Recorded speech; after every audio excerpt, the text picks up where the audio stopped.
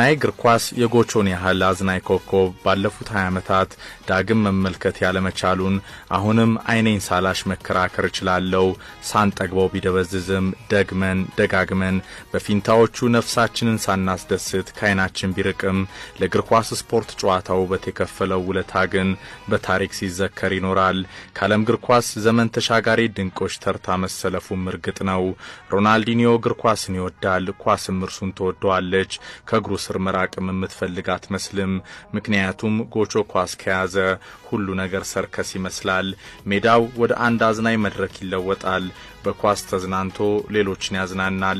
ልብ በሚሰርቀው ቀልብን በሚያሸፍተው በሳምባ ስልት በተሟሸው አይረሴ እንቅስቃሴዎቹ ዓለምን ጉድ አሰኝቷል።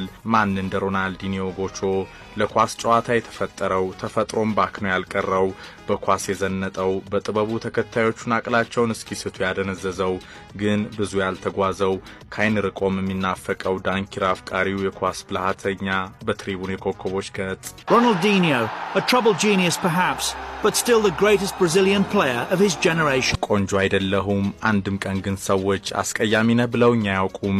ምክንያቱ ደግሞ በኳስ ስለማዝናናቸው መሰለኝ። ወደዚች ዓለም የመጣሁት ኳስ ለመጫወት ነው። ተሰጥኦዬ ከአምላክ ነው። እኔ ጋር ፍላጎቱና ፍቅሩ ብቻ ነው ያለው። እናም በነጻነት ህልሜን አሳካው። እግር ኳስ ጥበብ ነው። ሰዎች ይህንን ስፖርት የሚወዱት ፉክክሩ ኃያል ስለሆነ ነው። እኛ ብራዚሊያን ደግሞ በተፈጥሯችን ነገሮችን በቀላሉ መተግበር እንወዳለን። በቃ በኳስ መዝናናት ባንተ ደስታ ውስጥ ሰዎች መዝናናት ይችላሉ። ሮናልዲኒዮ እንዲህ ነው ጎቾ ይናገራል። Literally all players divide the fans, but there's only one football star everyone agrees on and no one hates. Ronaldinho. It's because he played with so much joy and he transmitted that joy to us, the fans. ፍራንክ ራይካርድ ስለ ጎቾ ታላቅነት ለማውራት ያርናቆት ቃላት የተቸገረ ይመስላል። በባርሴሎና ከፍልቅልቁ ብራዚላዊ ጋር የሰራው ራይካርድ ጎቾን በማሰልጠኑም ይኮራል።